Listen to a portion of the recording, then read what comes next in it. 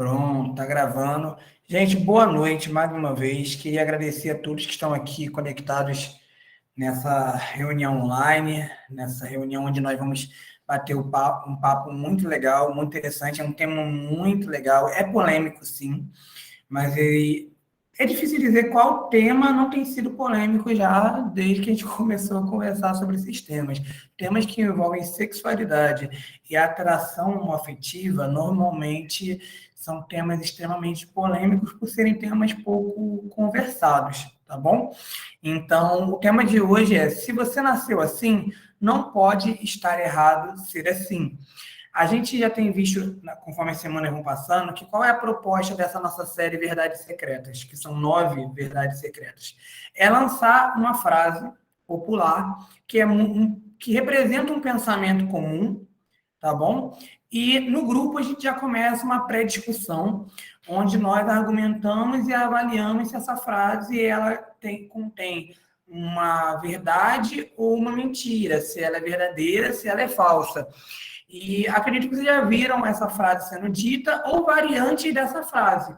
Não só dentro do contexto da sexualidade, mas no contexto de caráter, de personalidade, de características físicas. É por isso que essa frase, eu gosto muito de postar essas frases no meu Instagram, porque pessoas, elas normalmente comentam comigo, depende. Eu gosto muito do depende, porque o depende incita um diálogo maior sobre depende como assim. Então, depende, mas depende do quê? E aí a pessoa normalmente argumenta em que sentido ela vê essa frase como verdadeira e em que sentido essa frase é falsa.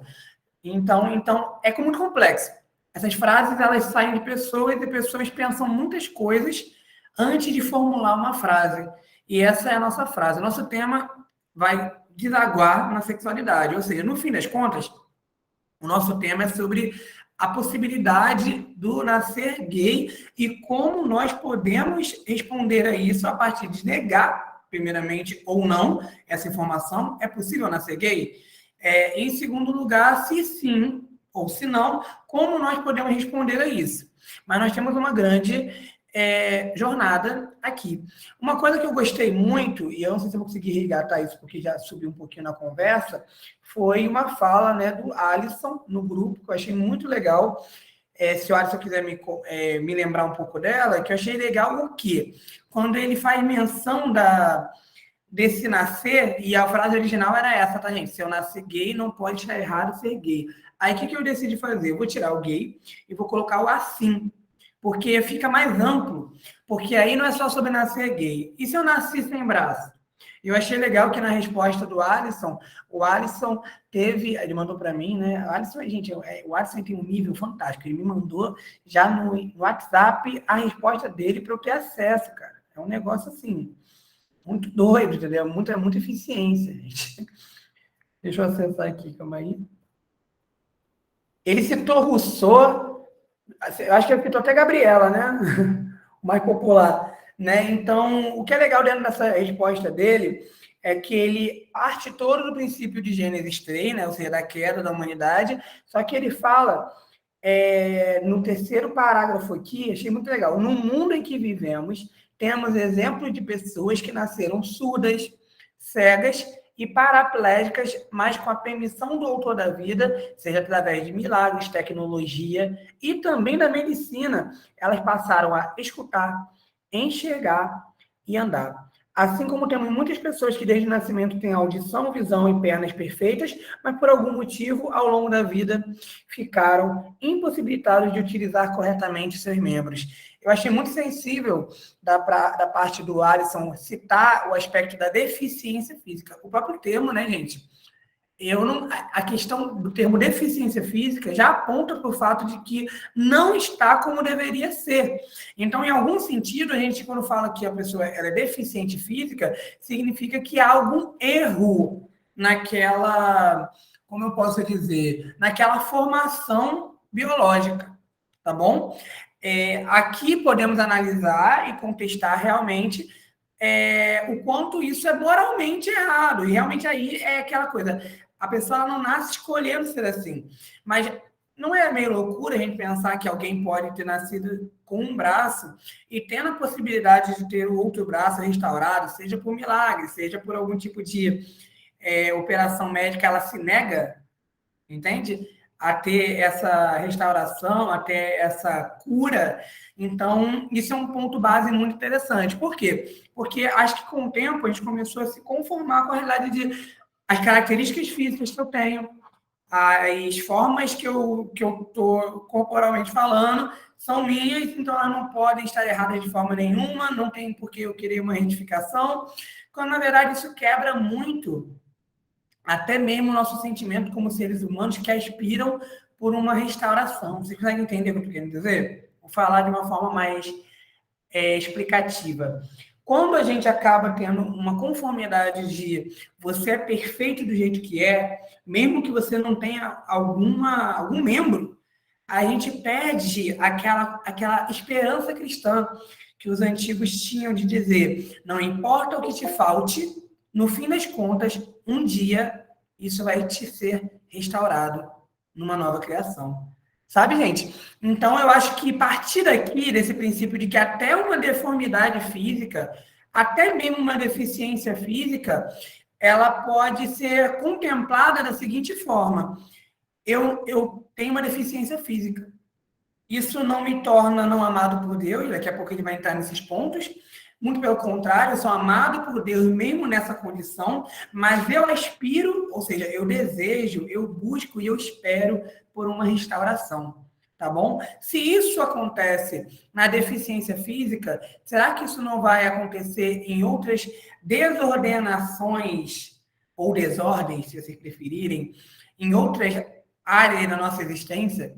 Se a deformidade e a desordem física é algo que deveríamos esperar uma restauração por Deus, seja na nova criação, seja agora, por meio de, como Alisson escreveu, curas ou operações médicas, por que não colocar toda a minha vida diante de Deus e dizer, Senhor, que toda desordenação em mim possa ser ordenada pelo Senhor?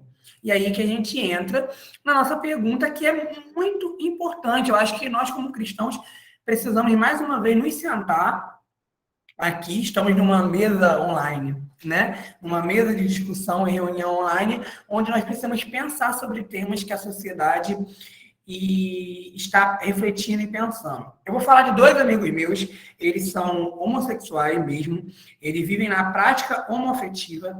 Os dois já foram da igreja cristã e estão afastados de qualquer tipo de comunhão com uma igreja. Eles andam juntos, eles frequentam as mesmas baladas e, se brincar, eles já fizeram um monte de coisa junto mesmo, entendeu? De intimidade. Porém, quando eles conversam sobre o tema eu nasci assim ou não, os dois divergem. Vocês sabiam? Você consegue imaginar isso? Dois amigos gays que realmente saíram de um contexto evangélico, se assumiram, andam juntos e pensam diferente sobre um tema tão interessante, sobre nascer gay. Um deles argumenta que sim, eu nasci gay, afinal eu não escolhi ser assim. Está em mim, é mais forte do que eu simplesmente escolhi não mais reprimir isso, tá bom? Então, isso é um primeiro ponto, é um primeiro argumento. O outro já costuma dizer assim, eu acho que eu não nasci gay. Por quê? Porque Deus não me faria assim. Eu não acho que Deus me faria com esse defeito. E olha que doido, né? Isso é a fala dele, é ele que está falando, tá? Eu não coloquei na minha interpretação, não. É ele que fala que Deus não colocaria esse erro, esse defeito em mim. Olha a perspectiva de alguém que vive na prática ativa da homossexualidade. E aí nos convém olhar esse caso e pensar, afinal, eu me coloco em que grupo? Do grupo do lado de cá ou do grupo do lado de cá, de lá? Foi mal. Eu queria rapidamente que vocês, no chat, tá bom? Colocassem. Eu vou colocar I e G, tá? Como letras. E eu queria que vocês colocassem no chat se vocês estão com I ou se vocês estão com G. Rapaz, a Cris foi muito rápida. Cris está com G. Para Cris, nasce assim, tá? Interessante. Tá? Para Cris, nasce. Ah, tá. Cris, pelo visto, está equivocada aqui. Ela falou: não! Tô com I, então. Ou seja, não nasce assim, ok. O Alisson colocou que nasce assim. Interessante. Muito interessante, tá? Porque eu tenho certeza que todas as respostas de vocês têm muita coisa por trás, tá, gente? Eu não vou ser simplista aqui. Eu imagino que tem análises profundas sobre por que vocês pensam da forma que vocês pensam. E tudo bem. Nosso papel aqui realmente é discutir. Talvez a gente pense de uma forma e no final do nosso encontro aqui a gente pense de outra. Eu espero que a gente possa chegar, talvez, a um consenso. Eu não sei se eu tenho consenso para trazer para essa discussão, mas eu tenho, sim, respostas que nós podemos dar para essa situação. Mas alguém, gente, por favor, toda a participação de vocês é muito útil. Até eu não sei, se vocês tiverem olha, nessa discussão, eu não tenho um lado, porque eu sou leigo, sou leiga, e eu não quero me posicionar. O Matheus colocou aqui que não sabe, show de bola. Inclusive, bem-vindo, tá, Matheus? Eu não te cumprimentei. Bem-vindo à nossa reunião, fica à vontade. A Camila fez um comentário. Acredito que não nasce gay no sentido de estar fadado a viver uma vida homossexual, mas acho que pode nascer com atração pelo mesmo sexo. Muito interessante, Camila. Muito boa mesmo a sua contribuição. Júlia e Alessandro querem falar qualquer coisa? Não sei para Júlia. A Cris levantou uma possibilidade de que, ok, pode ser que nasça assim, mas se for é por conta do pecado, legal. É uma possibilidade. Tá legal. Vou tomar essas respostas aqui e vou seguir, para a gente não perder tempo, tá bom?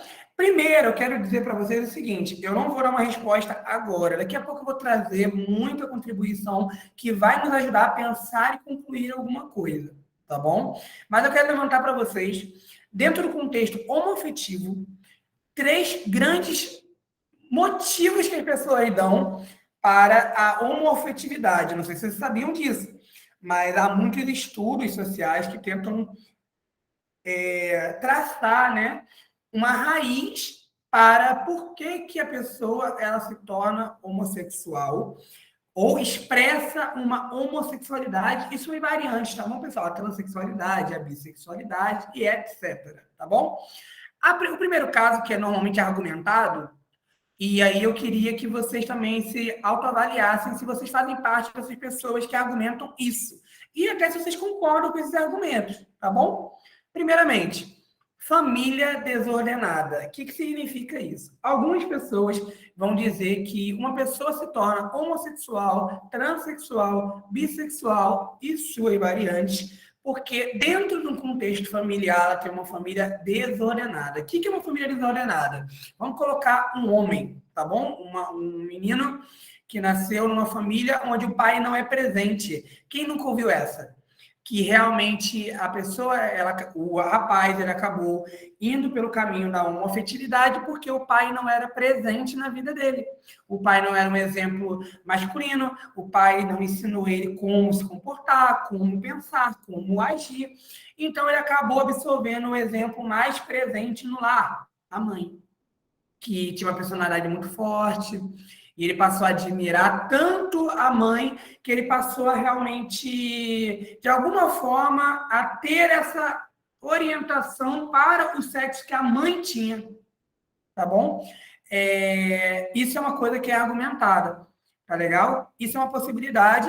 Outra possibilidade que é levantada, só deixa eu colocar a contribuição do Alessandro aqui, que ele comentou.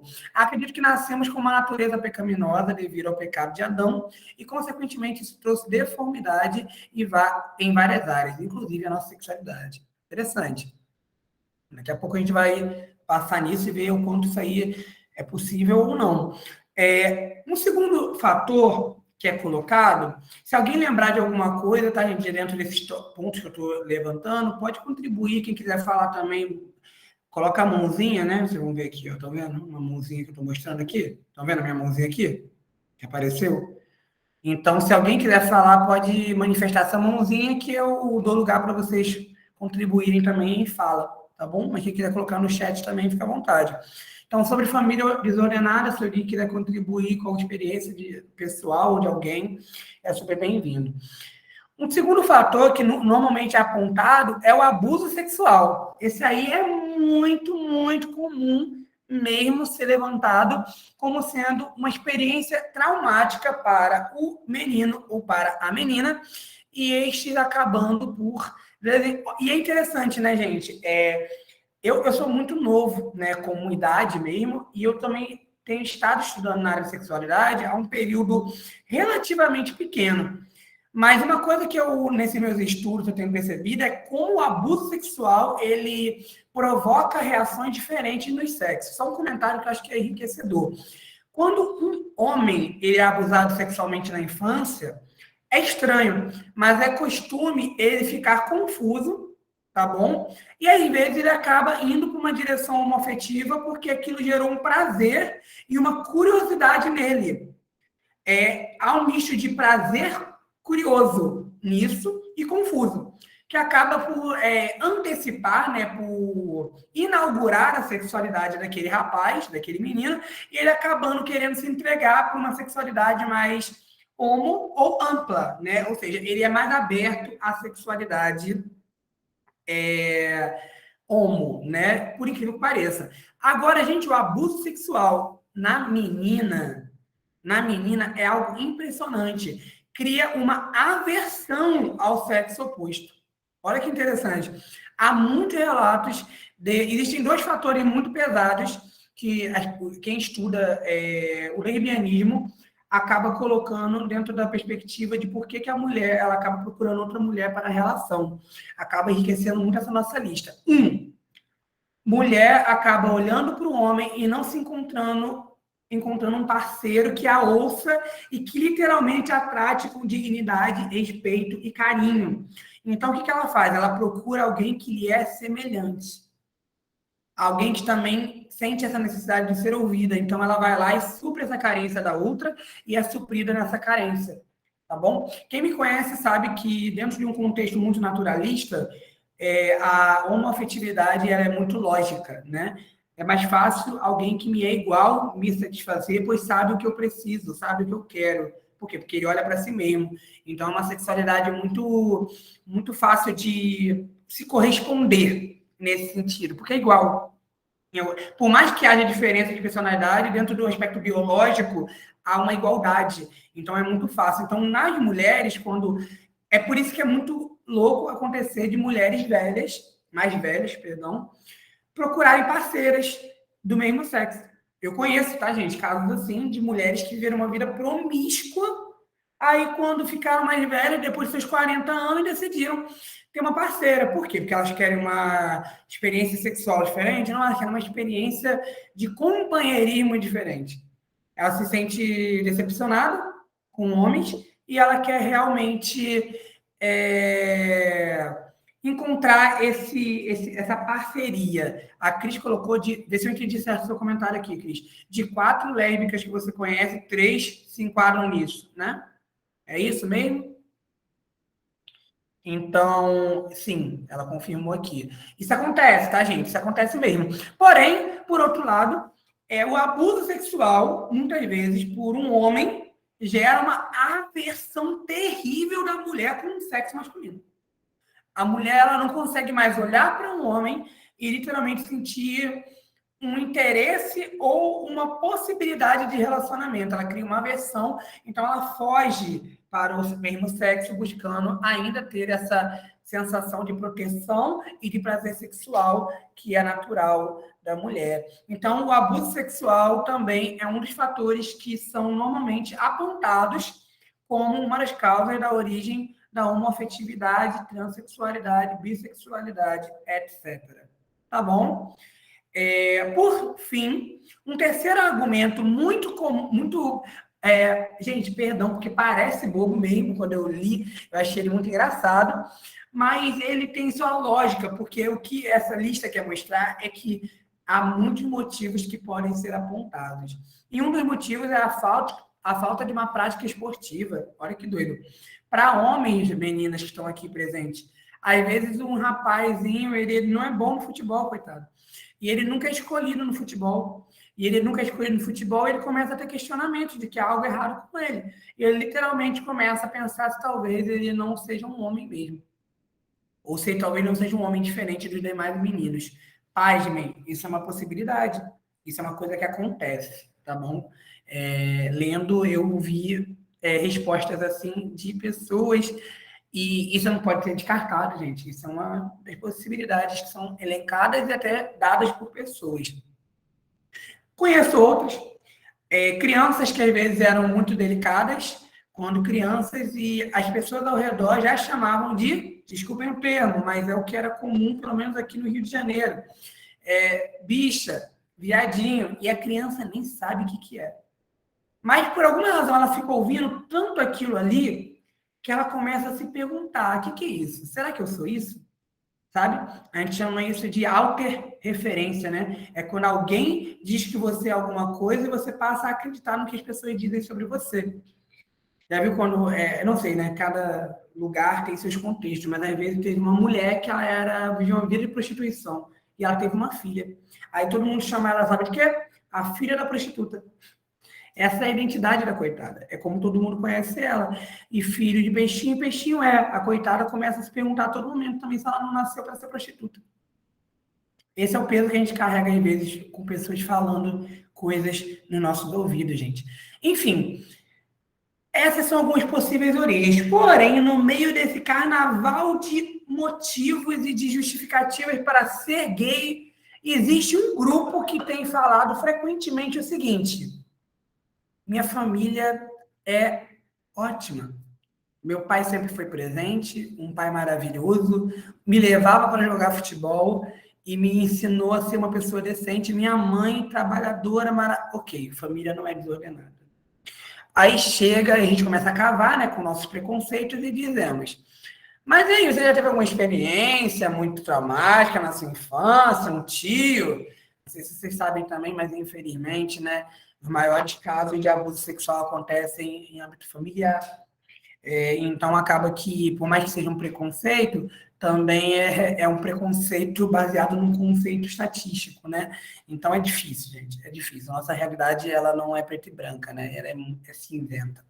Mas perguntamos para esse indivíduo e aí ele acaba dizendo o seguinte: nunca teve nenhuma experiência precoce sexual e nunca teve nenhum tipo de abuso sexual de nenhum parente ou estranho.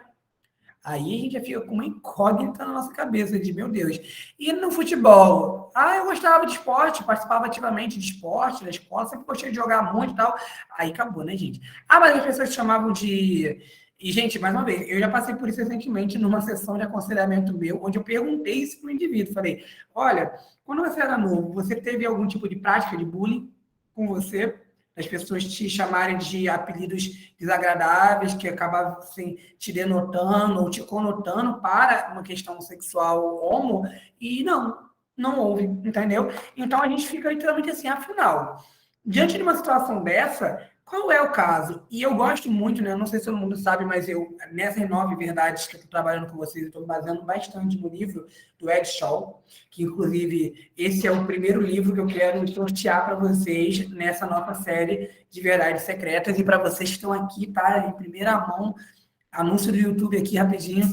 Vocês estão concorrendo a esse sorteio, porque vão participar desse sorteio os que estão participando das nossas reuniões online, tá bom, pessoal? Depois, na quarta reunião, fechando a quarta reunião, nós vamos ter o nosso primeiro sorteio e você vai ter a possibilidade de ganhar esse livro que se chama A Atração por Pessoas do Mesmo Sexo e a Igreja, a Plausibilidade do Celibato, por Ed Shaw. Tá? O Ed Shaw é um pastor que tem atração pelo mesmo sexo e decidiu não ter nenhum tipo de relação homofetiva, e por reconhecer que ele também não tinha atração pelo sexo oposto, ele decidiu não ter uma relação com uma mulher, nem casar com uma mulher. Ele é um pastor solteiro, celibatário, tá bom? E o Ed Shaw, esse pastor, ele falou que ele não se vê nos casos de famílias desordenadas, ele não se vê nos casos de abuso sexual na infância, ele não se vê em situações de falta de prática esportiva, e também ele não era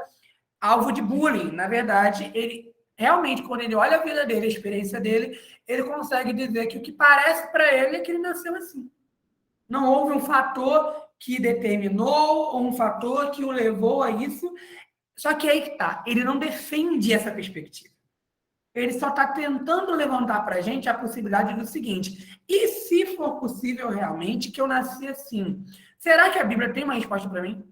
Será que Deus tem uma direção para mim? E eu acho fantástico o caso dele. Porque, pessoal, nós que de alguma forma tivemos uma experiência negativa na vida e acabou nos trazendo muita confusão, é muito difícil realmente a gente saber, nós que temos atração pelo mesmo sexo, pelo menos, é muito difícil para nós sabermos de fato o que originou isso. Por isso que eu, no meio desses dois meus amigos, eu costumo dizer o seguinte, para um, quando ele fala, não, Deus não pode ter me feito assim. Aí eu vou dizer para vocês o que eu digo para ele logo mais. Mas para o outro, eu costumo dizer assim, tá, mas e aqueles casos que você não consegue encontrar uma raiz ou um motivo? Como é que você simplesmente diz para ele que é assim, acabou? Tá entendendo? Agora, por outro lado, para esse G, eu digo assim, mas, meu amigo, e se, no fim das contas, alguns tiver realmente um fator que levou ele a isso? Porque também há essa possibilidade, tá, gente? De ter sido um motivo. A questão é, será que a gente nasce ou será que é uma escolha? E a pergunta que não quer calar é, será que a gente tem que escolher entre uma dessas respostas? Ou será que a gente tem que reconhecer que, às vezes, a pessoa pode nascer assim e, às vezes, a pessoa escolheu ser assim?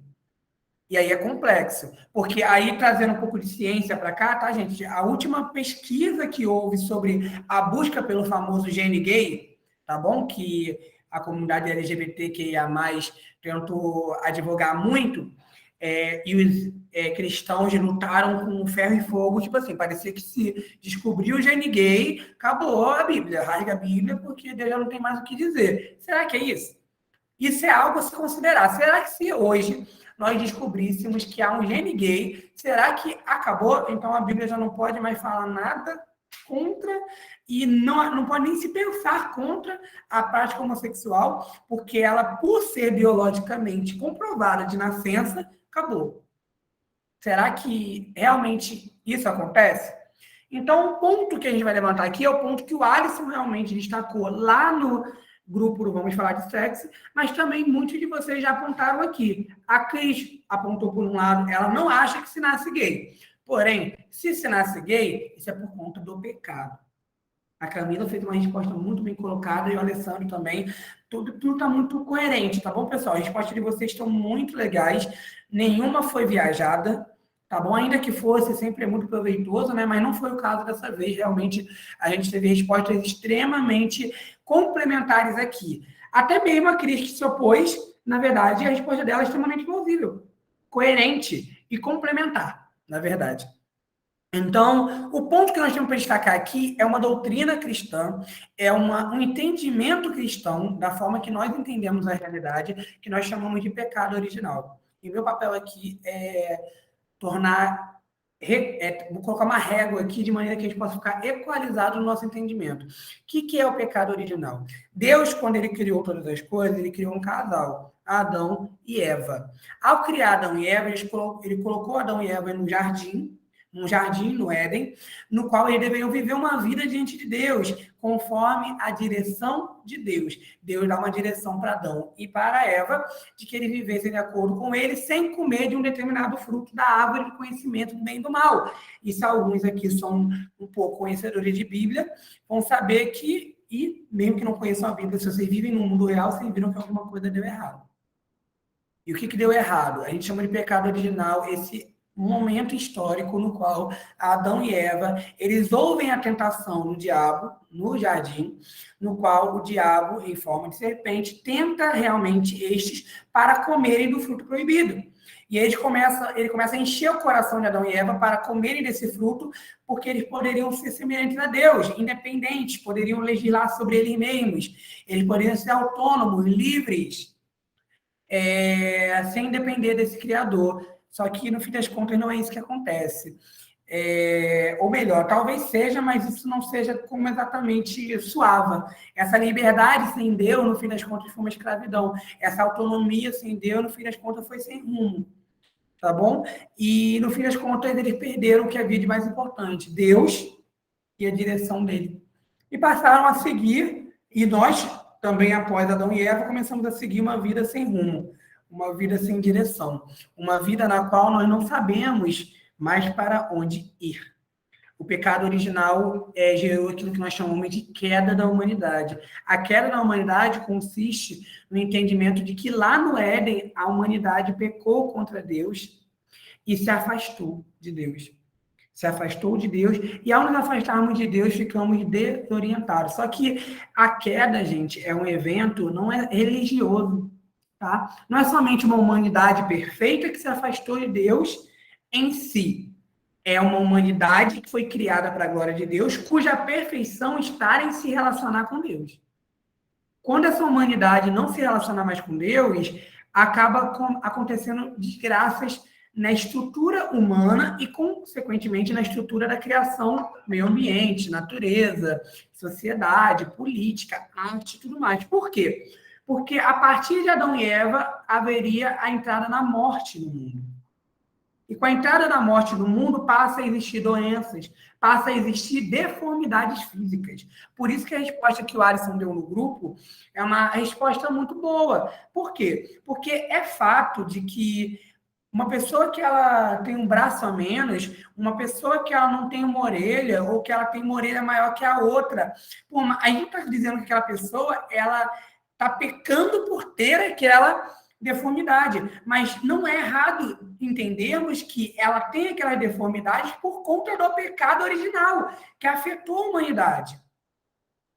Aí eu posso afirmar, eu não fiz nada para ter, entenda isso nos casos, principalmente que a gente está analisando aqui hoje, de pessoas que não conseguem investigar uma origem para a sua atração sexual. Aí, o que a gente pode entender? Olha, percebam como a fé cristã, ela nos faz ter uma visão ampla das coisas, uma visão realista das coisas, e digo mais, uma visão sensível. Porque a gente consegue olhar para um indivíduo que diz, cara, eu não fui abusado, minha família é top de linha, eu tive a minha melhor educação, eu sempre fui muito apoiado pela minha família, só que eu tenho atração pelo mesmo sexo. O que aconteceu comigo? Eu consigo olhar para essa pessoa e entender que, assim como eu tenho pecados que remontam ao pecado original, assim como eu tenho deficiências físicas e morais, intelectuais, gente. O pecado, ele afetou a nossa intelectualidade. Já viu aquela pessoa que, eu não quero usar o termo ruim, né, que é o burro, mas a pessoa que tem dificuldade de aprender. Por que ela tem tanta dificuldade de aprender? Por que ela tem déficit de atenção? É pecado ter déficit de atenção? Não. Só que percebam que isso remonta à queda da humanidade, onde a humanidade de Deus, que deveria ter uma capacidade cognitiva muito grande, foi afetado. Alguns foram afetados fisicamente, nascendo com deficiências físicas, e alguns realmente foram afetados nascendo, realmente se atraindo pelo mesmo sexo. A atração, gente, isso é muito interessante, eu queria muito que você tivesse esse entendimento.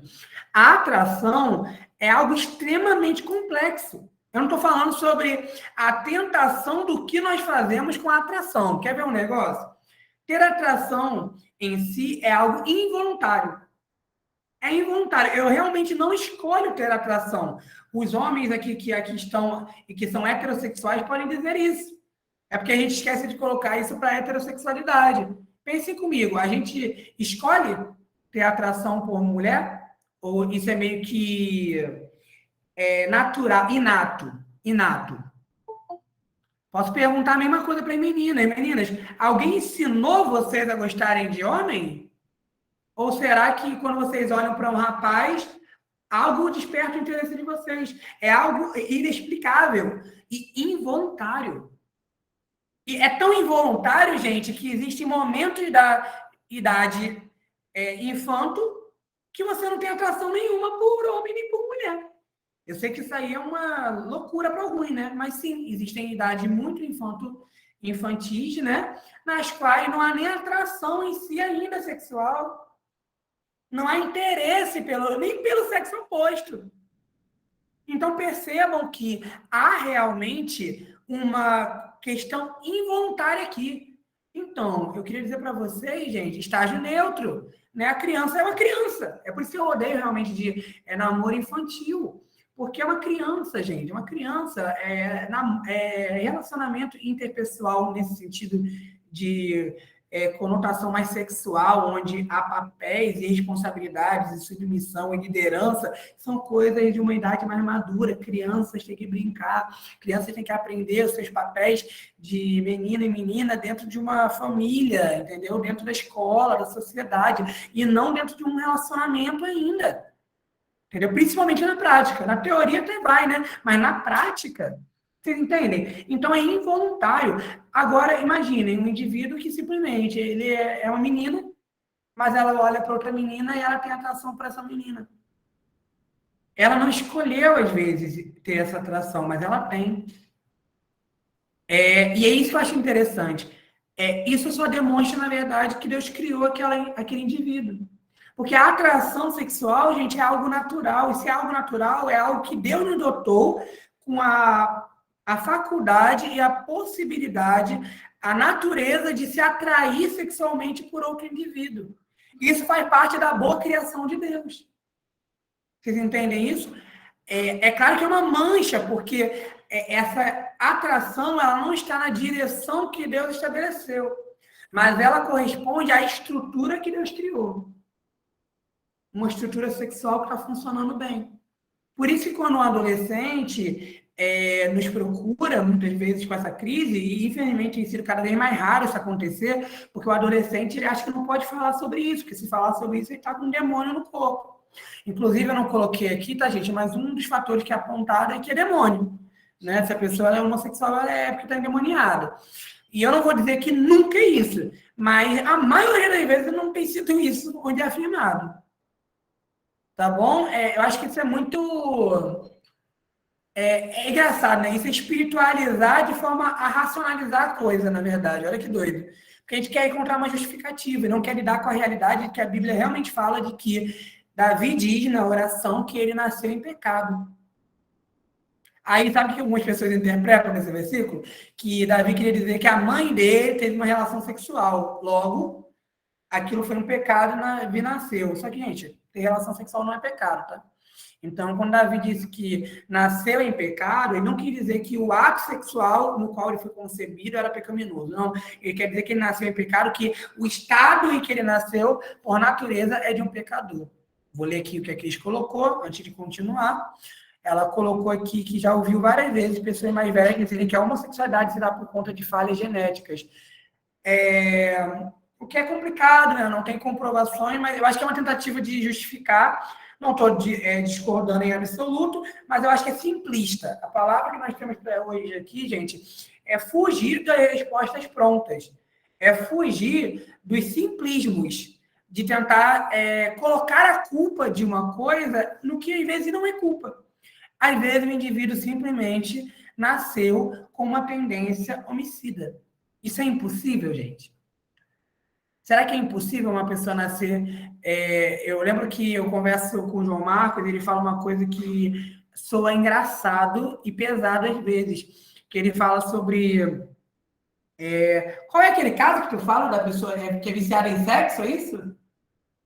Ninfomaníaca. E uma vez a gente conversou sobre uma questão de ninfomaníaca, a pessoa que era viciada em sexo. A gente começou a analisar, isso é pecado? Porque a pessoa ela tem esse vício, é algo meio que ela não controla. Como é que funciona isso? E aí a gente concordou, né, que é pecado. Mas é uma questão mais, assim, que precisa ser olhada com mais misericórdia de entender que é complexo, mas é pecado. É pecado. A pessoa ser viciada em sexo, no fim de contas, leva ela a atos pecaminosos que não podem ser desculpados. Eu tenho um temperamento meio caloroso, por isso que eu sou grosseiro. Ok, explica, mas não justifica.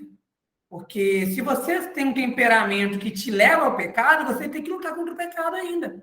Esse temperamento só mostra que você foi afetado pela queda, como todos nós aqui. Todos nós, literalmente. O Alisson levantou a mão. Você quer falar mesmo, Alisson? Eu quero, mas tu meio que já exemplificou bem, que é o fator de ter nascido em pecado. Eu vejo pecado não somente aquilo que nós fazemos, mas aquilo que nós somos. É uma identidade do ser humano depois da queda, né? Então, logo, a homossexualidade, o aspecto físico de alguém ter perdido a mão, nascido. Tem pessoas que nasceram sem mão, pessoas que perderam a mão ao longo da vida. Então, são só pontas do iceberg que mostra algo mais profundo da identidade da pessoa, que a pessoa é. Perfeito. Muito legal. Essa análise, para mim, vocês vão perceber que ela vai realmente se repetir, e eu acho que ela é uma chave mestra. Se nós entendermos que o problema de todo pecado, no fim das contas, é pecado, mas é uma superfície, é uma ponta desse iceberg que deve ser tratada, tá? Mas elas remontam a uma raiz muito mais profunda, que denota realmente essa rebelião do nosso coração com Deus. Nós somos pecadores por natureza, então nós somos pecado. Lembra que Jesus se fez pecado? Porque nós realmente estamos corrompidos. Nós somos o nosso pecado, até que Jesus nos alcance. Até que Jesus nos alcance, nos dê uma nova identidade. É por isso que o ponto aqui é que nós nascemos pecadores. Eu escrevi há muitos anos é forte, mas há uns anos atrás, um texto baseado na música famosa da Lady Gaga.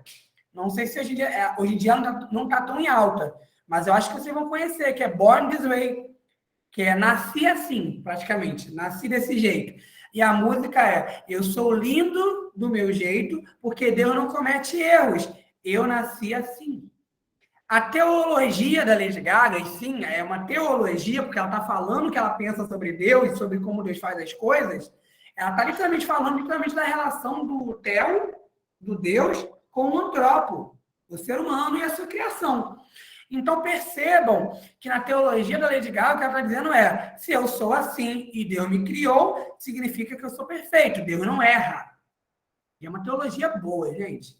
Vou te falar que é uma coisa assim, que se a gente não tiver com uma teologia melhor que essa, a gente compra, porque é muito lógico, é muito coerente. De fato, quem a gente vai usar dizer que não, a gente tem que encontrar alguma coisa que quebrou no caminho, senão a Lady Gaga está certa. E o que quebrou no caminho foi a queda. A queda nos trouxe uma fragmentação, inclusive na nossa sexualidade, que ficou desordenada. Talvez a minha família não seja desordenada, mas o meu ser é desordenado por natureza. Talvez eu não tenha sido abusado de fora para dentro, mas de dentro para fora eu sou literalmente abusado pelo pecado. Tá bom? Pode não me faltar nada externamente, como uma prática de esporte, mas me falta uma coisa profunda interiormente, que é a falta de um relacionamento com Deus. Vocês percebem? Isso aí é muito mais... essa é a profundidade do problema da humanidade, que acaba tendo consequências sexuais, sociais e até biológicas. Tá bom, pessoal? Então, tudo isso é muito importante, mas o profundo da coisa é esse coração. Eu separei uns trechos do livro que eu queria ler para vocês. São 2 trechos, né, totais do que eu quero ler para vocês. O primeiro é esse aqui. A Bíblia ensina e a vida ao nosso redor nos mostra que todos nascemos com capacidade e desejo inatos de pecar. Não conseguimos evitar. É atração, gente. A gente quer fazer coisa errada o tempo todo. Quando a gente vai perceber, a gente só tem um desejo. E a pergunta é: o que eu vou fazer com isso? Ainda assim, a Bíblia claramente afirma que devemos ser responsabilizados por nossos pecados. Qual é o ponto aqui? Eu não concluí aquela minha linha de raciocínio. Gente, a atração ela é uma complexidade que envolve aspectos sociais, psicológicos, históricos, experimentais. Então, tudo isso são cordões que geram uma atração. Aí, realmente, é difícil encontrar, muitas vezes, um motivo por conta da minha atração, seja ela hétero ou homoafetiva. Mas, o que acontece é que essa atração, ela existe. Ela existe. E ela me é, muitas vezes, inata. O desejo pelo pecado é inato, gente, porque nós somos pecadores. Só que, realmente, o que o Ed Shaw fala no livro também é verdade. Se, por um lado, nós nascemos pecadores, por outro lado, Deus nos considera responsáveis pelos nossos pecados. Deus não nos trata como inocentes. Vocês já viram aquilo que a gente fala de a criança nasce inocente? O termo não é correto, tá bom? Porque inocência aponta para algo sem culpa. Aponta para algo que não tem potencial nenhum de pecado. Quando, na verdade, não. A criança, ela está literalmente... Ela é pecadora. Ela nasce pecadora. Ela tem tendência de pirraça. Já a bebezinha, ela tem tendência de querer o que ela quer, que é do egoísmo, acima de tudo. Ela tem que se... Vamos ser sinceros. A gente tem que ensinar a criança a fazer o bem ou a fazer o mal? A criança sabe fazer o mal por si, gente. Criança mexe nas coisas até quebrar, criança bate na cara. Entendeu? Por quê? Porque ela não tem virtudes, ela precisa ser ensinada, sobretudo. Isso é o que nós somos. Seres que já têm uma tendência para o mal por conta do pecado original que está em nós e que precisam ser reeducadas, não por uma educação social, mas por uma educação do evangelho. Precisamos ser transformados pelo sacrifício de Jesus para então nos movermos em direção à vontade de Deus. Aquela direção que foi perdida, agora ela é restaurada. E percebam, a gente está tendo uma conversa maravilhosa onde o homossexual ele não é desprivilegiado aqui. Ele não é o pior dos pecadores, ele é mais um dos pecadores. Assim como qualquer um aqui precisaria entender, todos nós precisamos de uma direção de Deus. Vocês entendem isso? Todos nós precisamos de uma direção de Deus. Todos nós precisamos de que Deus realmente venha ao nosso encontro e nos leve de volta para Ele. Senão nós nunca mais o encontraremos. Nós estamos longe, nós estamos perdidos. Vocês entendem? Mas, ao mesmo tempo, Deus ele nos considera responsáveis do que nós fazemos. Deus realmente nos considera responsáveis pelo que nós fazemos. Ou seja, Ele nos chama diante dEle para que nós respondamos pelos nossos atos. E no Evangelho, ele nos dá uma direção. E se não andarmos conforme essa direção, ele nos chamará diante dele para nos questionar por que não andamos de acordo com a direção dele. O que isso significa? Significa que sim, está errado você ser assim se está de desacordo com a vontade de Deus. E olha que louco, se realmente você não tem uma orelha, meu amigo, não é assim que Deus planejou para você ser. É claro que você é uma criatura boa, no sentido de que Deus criou você mesmo. Você é uma boa criação de Deus, mas você é um pecador. Essas duas verdades andam juntos. Você é uma boa criação de Deus. Ele te criou, ele tocou em você, ele planejou a sua criação. Olha que coisa linda, olha que coisa dignificante. Mas, ao mesmo tempo, você é uma criatura pecadora. E Deus não está em acordo com esse teu estado. Então, se você não tem uma orelha, você pode pedir para Deus restaurar a sua orelha. E se ele não restaurar agora, ele está comprometido com restaurar a sua orelha no fim dos tempos. Se você hoje tem uma atração pelo mesmo sexo, como eu, tá, gente? Mateus está falando aqui, vocês podem colocar o coração de vocês diante de Deus no seguinte: Senhor, o Senhor pode mudar isso agora. Mas ele também pode não mudar. E eu sei que, infelizmente, tá, gente? Muita gente não permaneceu até agora no grupo do Vamos Falar de Sexo. Muita gente não está querendo caminhar com a gente, eu não sei se vocês sabem, porque não concordam com essa visão que, na minha opinião, é bíblica. Não tem na Bíblia nenhum lugar onde Deus promete que ele vai dar para uma pessoa que tem atração pelo mesmo sexo uma atração pelo sexo oposto. Desculpa, quem está aqui buscando de mim uma promessa de que Deus vai restaurar a sua sexualidade já aqui agora, eu não posso te dar isso agora. Eu também não posso dizer o contrário. Eu não posso dizer que Deus não pode fazer isso. Ele pode fazer o que ele quiser. Ele pode restaurar a sexualidade de qualquer um de vocês que tenham alguma desordenação sexual. Se tem algum ninfomaníaco aqui ou uma ninfomaníaca, ele pode restaurar vocês. Mas talvez você também lide com isso o resto da sua vida. Até que um dia ele restaure todas as coisas. Quando ele restaurar todas as coisas, aí sim eu posso prometer, porque isso é uma promessa bíblica. Um dia, na nova criação, quando Jesus governar sobre céus e terra aqui, ele realmente vai te tornar uma criatura conforme Jesus. Ele vai completar a obra, como o Alessandro falou. Isso eu posso dizer. Eu não posso dizer outra coisa.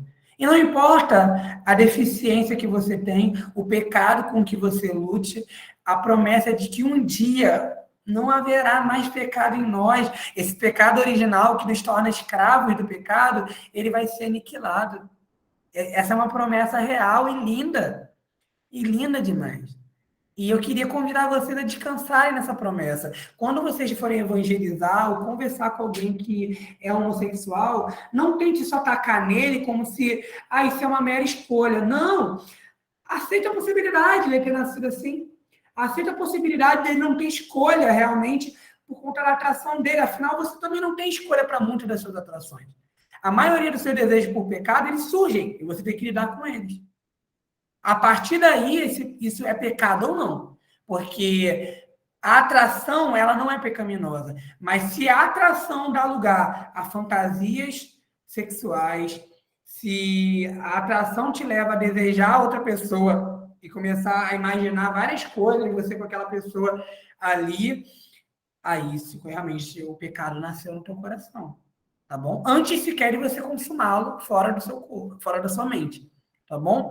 Então, precisamos aprender a criar e a promover esse diálogo, vocês entendem? Porque assim as pessoas vão ter mais esse entendimento de que Deus ele não está chamando as pessoas para fingirem demência, Deus está chamando as pessoas para serem responsáveis diante dele. Deus está ensinando pessoas a serem realmente homens e mulheres criados para a glória dele, que lutam contra o pecado. A marca de nós cristãos e o que nós estamos chamando as pessoas que não são cristãs a virem para Jesus, não é elas não terem pecado, não é elas serem perfeitas, é elas assumirem uma posição de luta, de inconformidade. Eu tenho atração pelo mesmo sexo, sim. Eu tenho atração por homens. Ok. E as meninas aqui, e homens também que têm atração heteroafetiva. Eu tenho atração por mulher, toda mulher que eu olho, mas eu não cedo a essas atrações. Eu não cedo à tentação de me entregar a todo tipo de desejo que eu tenho. Entende? É isso que Deus nos chama a fazer, a ter uma luta contra o pecado. Até o dia que essa nossa luta contra o pecado, ele vai vencer definitivamente. E sabendo que ele já venceu na cruz. É por isso que hoje nós podemos lutar. Lutar com alegria, mesmo tristes às vezes, porque nós temos atração, a atração nos leva a ficar tristes muitas vezes, porém, podemos nos alegrar que Jesus, ele morreu na cruz.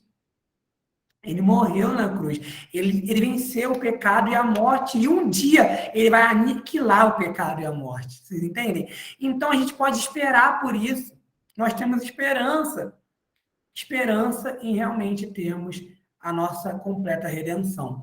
O último trecho que eu queria ler para você do livro é o seguinte: todos nós precisamos parar de confiar em nós mesmos e em nossos instintos, porque no fim das contas, quando a gente diz que se eu nasci assim e se eu sinto isso por natureza, eu devo fazer isso, significa que você está confiando mais nos seus sentimentos, nas tuas sensações, do que no que Deus fala. Eles, ou seja, esses nossos desejos, nossos instintos, nos colocaram na encrenca em que nos encontramos nos mais diferentes contextos. Já perceberam como, olha, coloca aqui, seguir nossos instintos naturais arruinaram o meio ambiente, arruinou relacionamentos, arruinou a economia e tudo mais. Ou seja, quando nós fazemos o que nós queremos, gente, só dá problema. Não é só no sexo, não. Não é só na sexualidade, não. Quando na política eu faço o que eu quero, sabe o que acontece? Eu roubo. Quando na política eu faço o que eu quero, eu tiro do pobre e dou para o rico. Quando eu faço o que eu quero nos relacionamentos, eu não peço perdão. Afinal, eu sou a pessoa mais importante do relacionamento, não é isso? Quando a gente busca só o que a gente quer fazer, gente, só dá problema, a gente destrói tudo que a gente toca. Já está mais do que na hora de voltarmos nossa atenção para Deus, que do modo mais preciso define o que é certo e o que é errado para o nosso benefício eterno. Olha que coisa maravilhosa. A gente tem uma oportunidade de confiar em Deus. Se Deus chama algumas coisas de pecado, gente, vamos confiar em Deus. Se Deus diz que o pecado faz mal para a gente, porque destrói nosso relacionamento com Ele, vamos confiar em Deus, vamos pregar o que Deus diz, mas com amor, com compreensão, com tolerância, com amor, no fim das contas. E, por fim, a pergunta que eu queria deixar para vocês, né? Que é um desafio também que eu queria deixar para vocês.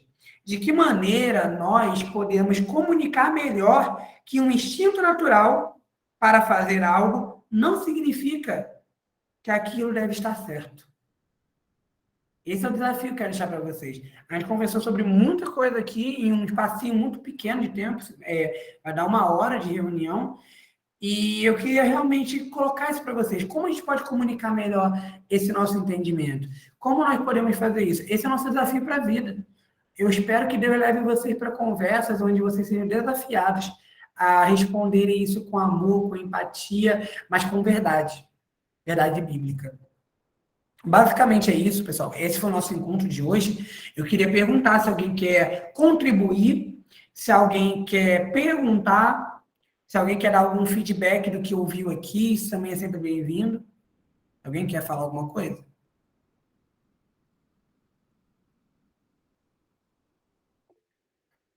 Pode falar, Alisson.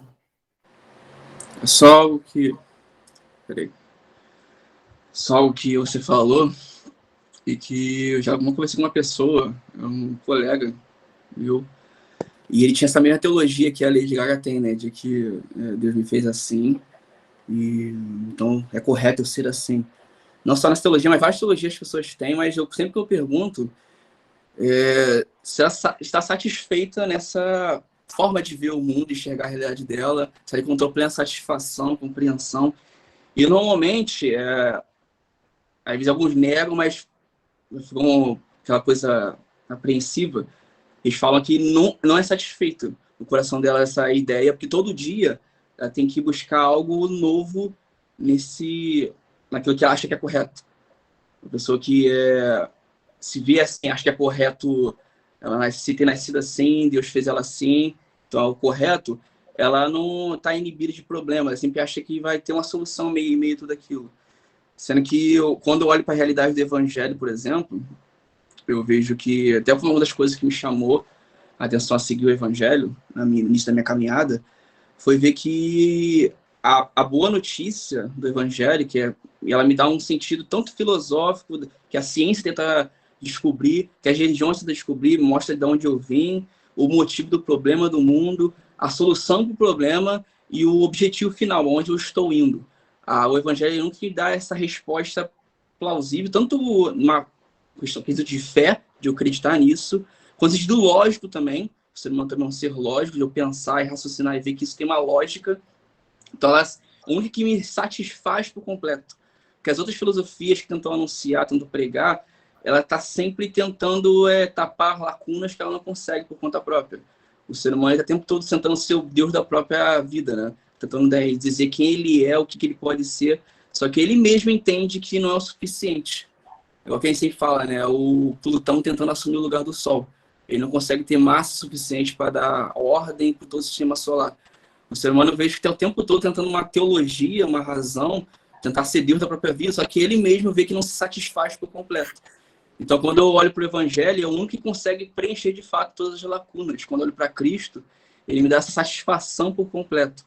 Em meio ao... Até que tu falou no meio da reunião, né? Que me dá uma identidade nova. Minha identidade era de pecador.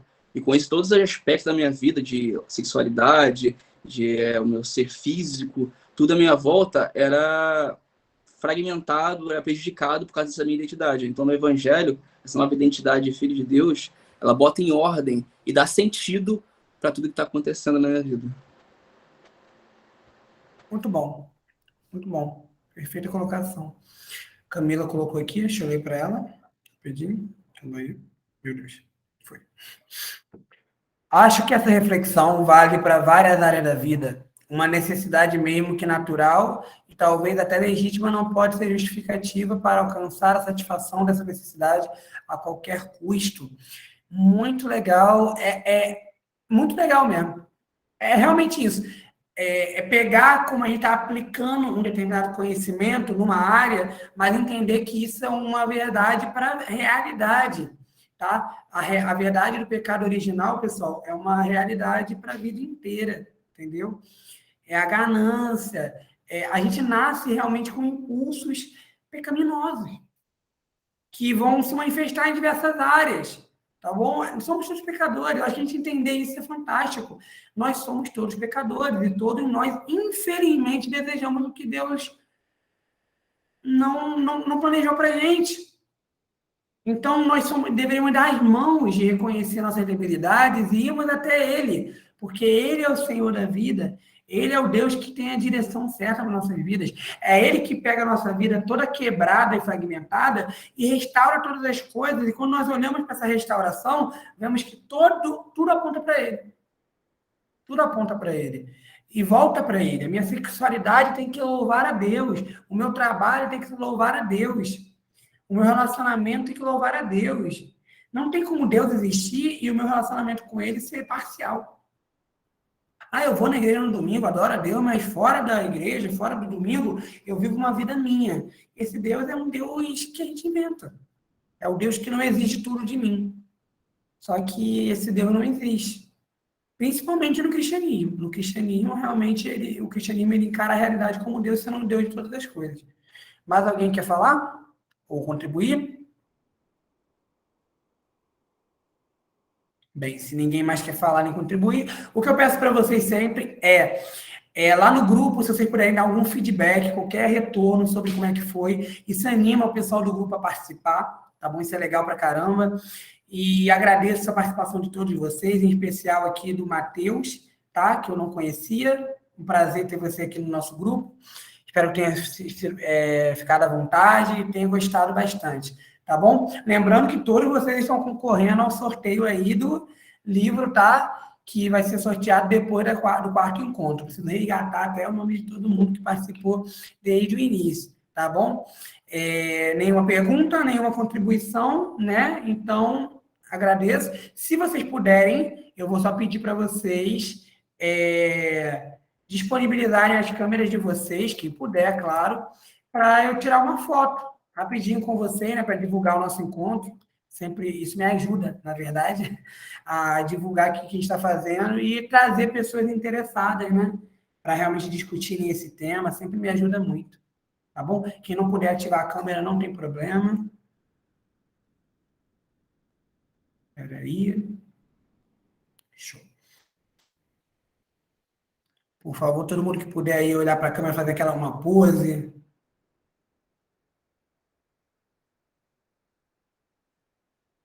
Deixa eu ver se foi, gente. Espera aí que aqui é o computador do amigo. Foi sim.